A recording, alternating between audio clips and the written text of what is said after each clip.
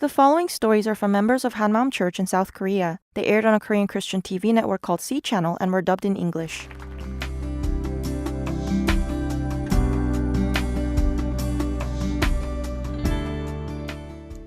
Hello, I'm Eun-Gyoung Lee from Hanmaum Church in Chuncheon. I used to be so stinging and biting that people said I had the temperament of a bee. I'm a teacher, and at school, they used to call me Miss B. Then I met the risen Christ and found my sense of calling as an educator. I've come to know how rewarding teaching can be, and I work joyfully every day. I'd like to share my story with you. I started teaching a year after I graduated from my university. I'm currently a middle school social studies teacher. At work, I was very anxious and fretful because I wanted to gain recognition in everything I did. This was because I was greedy, not because I loved my students. That was why I was quite hard on the students who didn't meet the standards I set for them.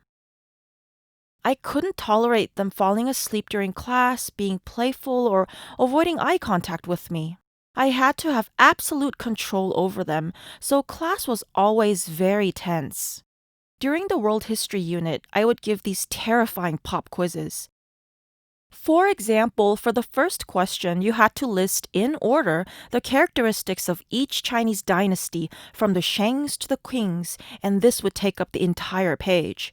The second question would be about the history of modern West, and the third one would be about the modernization of China. The quiz took a good 20 minutes. The students would have to retake it until they got a perfect score. There was spanking involved too. I spanked the students so much that I broke 2 to 3 sticks per year. It was hard on me to keep spanking like that, and my hand hurt a lot from it. But after persistently keeping this up for over 2 months, 90% of my students were passing the pop quiz. Some students even called to tell me that they could still remember what was on the quizzes as university students. So even though I was tiny in size, the students were afraid of me. I'd reprimand the students rather than compliment them, and the more I did, the more irritable I became. When I was working at a school in Jumunjin, a teacher once suggested that I lower my voice when I rebuked the students because everyone could hear me loudly in the faculty room. Up to that point, I hadn't realized just how much I was yelling. Because of how strict and scary I was usually put in charge of the behavioral committee, and the students called me sheriff. That's because I never failed to get them to write and submit confessions. After 5 years of being in charge of the behavioral committee, I could tell what was going on inside a student's mind just from a glance or an expression. One day, my students were in PE class. They were sitting at the bleachers when the principal came by and asked them who their homeroom teacher was. When they told him, he said, "Ah, yes, Miss B." I was living this way, stuck knee-deep in my own stubborn ego, when I met a friend who went to Hanmaum Church after I transferred to another school. She asked me if I wanted to have Bible study with her. I was attending church at the time, but I was having a very hard time stuck between God and the world and unable to go either way, let alone enjoy peace and joy not given by the world. I'd been having doubts about Christian life, and I took the opportunity to say, okay, this time let's find out for sure whether believing in Jesus is really worth it. If not, I'll leave the church. But a strange thing happened. I had never doubted the Bible before, but the more I delved into it, the more I started to wonder if the Old and New Testaments were made up or if they were written as a conspiracy. I also thought that maybe there really wasn't a heaven after you died, that maybe we were just fussing over faith for nothing. On the other hand, I felt like there really was something to Christianity, and I desperately wanted to know what its mystery was. I felt like I was just within reach of finding out for myself, but it kept eluding me. I felt like I was playing hide and seek with God, and I didn't care about anything else in the world. I just wanted to meet Jesus. After work, I would read the book of John and think about it.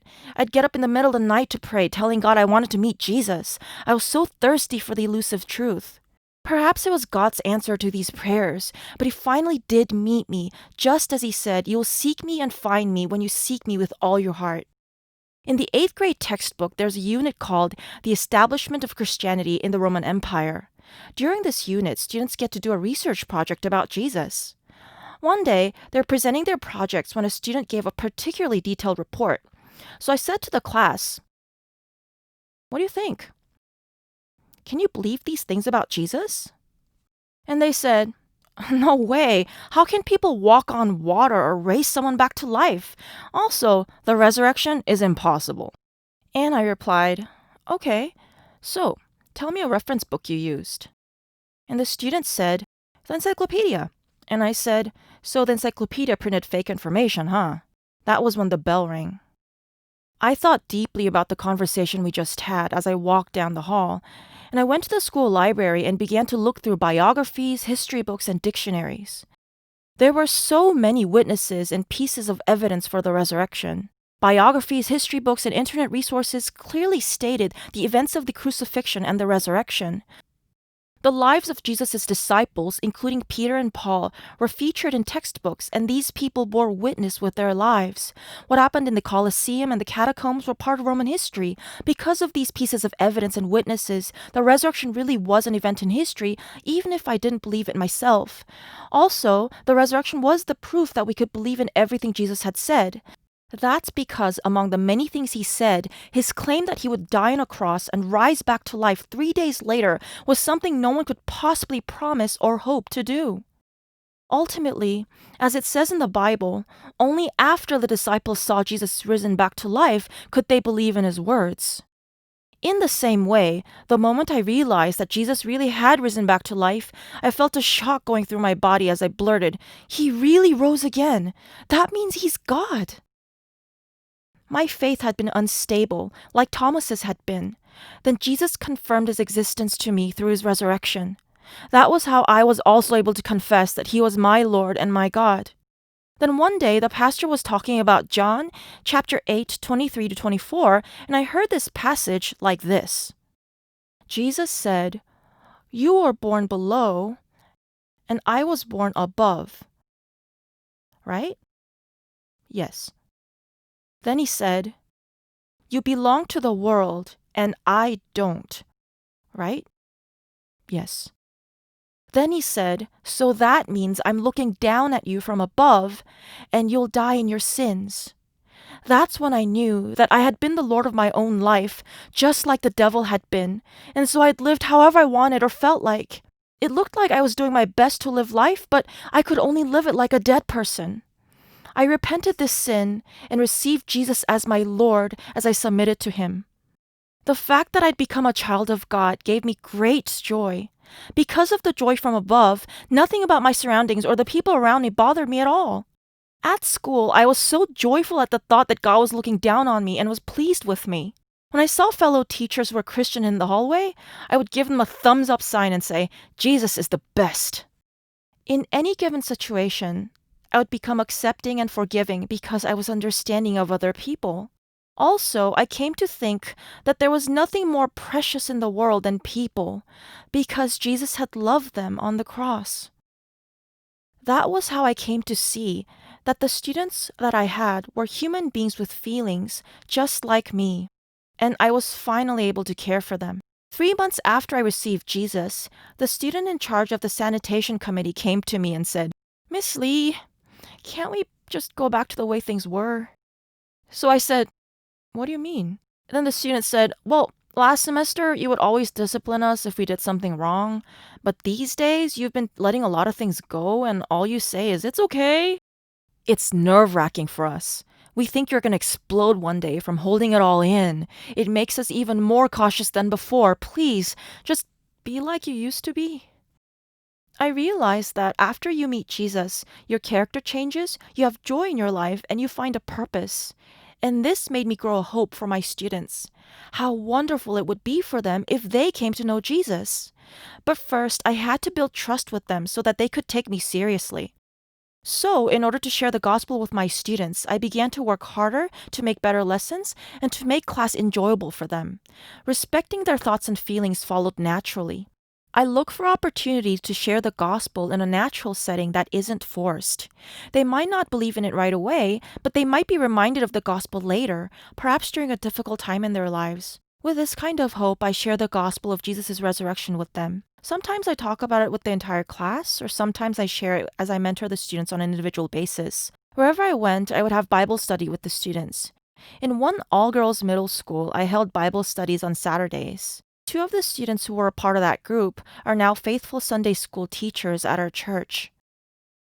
2009 was an unforgettable year for me as a teacher. I was the homeroom teacher at an all boys middle school that year, and so many incidents and mishaps happened. Soon after the semester started, I had to go after kids who had skipped class to smoke under bridges. I also had to deal with an honor student who had struck a rebellious phase, a student who never said a word and never made eye contact because he was always staring at the ground, a student who didn't come to school because he was addicted to gaming, and a student who actually knocked himself out while playing a game called Knock Yourself Out. He was rushed to the ER and hospitalized for 3 days. I thought he had busted his head open for sure. I also had a student who was repeating the grade due to too many absences. He was severely bipolar, and if he got depressed, he neither ate nor came to school for days. One time, I visited his home, but he wouldn't budge from under the blankets in his tiny room. I had to leave without seeing him, and my heart broke for him. He ended up being admitted to a mental hospital later on. The Lord let me see these kids with mercy. Each and every one of these kids was so precious, and I had to pray for them. In the mornings, I would call out each boy's name from my class of 36 students as I prayed for them. Then, as I went into the classroom, I prayed for the precious blood of Jesus to cover us, and I began to approach these kids with a sincere heart. I began to share the gospel of the resurrection with these kids as I told them that they were truly precious beings and that God loved them very much. In the mornings, I would also read them stories to inspire or instruct so that they could take some time to get their hearts settled in the right place. Then at the end of the year, there was a turning point. Usually, kids are more distracted towards the end of the year, especially when they're about to graduate. But in the case of our class, they were getting more focused and better behaved. Everyone in our class got top scores on their semester exams. The faculty even asked me what my secret was. To that extent, every student in the class had changed. That year, I received a phone call from the school district office. I was told that our school had the best social studies exam scores in the city, and I was asked to give a presentation about my teaching methods to other social studies teachers. I was also given an award by the superintendent for an extracurricular activity called 4-H, and a plaque was hung at our school. The district office also gave me the chance to take an educational trip overseas. To my students, I boasted in our risen Lord as I talked about all the changes we'd gone through during the year. And I said to them, "How can you possibly not believe that God exists even after seeing results like these?" Not a single student frowned at that. A lot of them were nodding in agreement. I told them that my secret weapon was believing in Jesus and that I'd really like for them to meet this Jesus too. I felt so gratified saying this that I felt like I was going to fly. If something happens that I'm grateful for, I look up at the sky and go, "Thank you, God." I did that many times that day. There are students from that time that I still remember. I shared the gospel with the student who would never talk or make eye contact, and we went over the Bible study material for my church together. And later on, in a small voice, he accepted Jesus. The student who would always skip class and run to the hills didn't improve even after many house visits and one-on-one counseling. He ultimately dropped out of school right before summer break. His grades weren't good and he didn't like studying either, so I worried that he might never go back to school. Then he contacted me last year. He was attending a prestigious high school in Incheon and had studied hard enough that he was preparing for admission into a high-ranked university under the guidance of his teacher. He thanked me for genuinely caring for him and told me that it was why he had come to live a decent life. A few days later, his mom called and she said, "Thank you for always being concerned for my son and encouraging him. As a mother of 2, I've come across many teachers, but I'd never met someone who genuinely cared. I'll always be grateful, and I'll be by to see you as soon as I'm able." The student who had to repeat the grade due to his absences had been malnourished and always oppressed. He was a small boy, only about as tall as a 9-year-old. He had many absences right from the start of the semester, and he even had to enter a mental ward at one point. I tried to help him graduate however I could. I even drove him to school myself every morning. After work, I would find him and take him to a nearby church if they had a worship service. The moment we entered the worship hall, I felt so badly for him that I just weep as I held him and prayed. One day, the student did something wrong, so I had to reprimand him. But the Lord gave me a heart of mercy. So I took him out to a restaurant where he wolfed down a lot of food. He really enjoyed the meal and didn't waste a drop of soup. While he was in the mental ward, I would visit him and share the gospel with him again. But even after all the care I gave him, he still had too many absences and couldn't graduate. Then I got a call from him 2 years ago. He told me that after another year of middle school, he had gone to a technical high school. He said, "I'm ranked 7th in my class. I thought that you'd be happy to hear that." A little while later, I got another call from him and he said, "Miss Lee, I'm 5th in my class." This year, he said he was a senior and that he had a summer internship in Seoul. Early in September, he called me again and happily said, "Miss Lee, when I make money, I'll take you to a restaurant. I remember when you bought me lunch. It was so good. I thought I was getting into trouble then, but I was really surprised when you took me to a restaurant." I was grateful enough that he was doing okay and living a normal life. But to hear him say words like these was so moving. I asked him if he was still going to church, and I told him that Jesus was his Lord and that he should never let go of him. Because of the subject I teach, I have a lot of opportunities to bring up the gospel.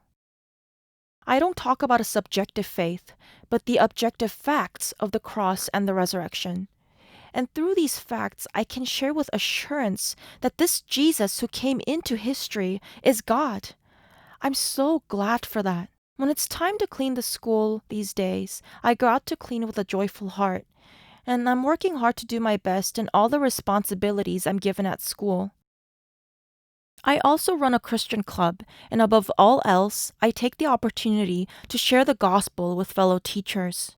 These days, I'm seeing and experiencing firsthand how students are breaking more rules, how their behavior is getting coarser, and how they're pushing the boundaries on disrespecting their teachers.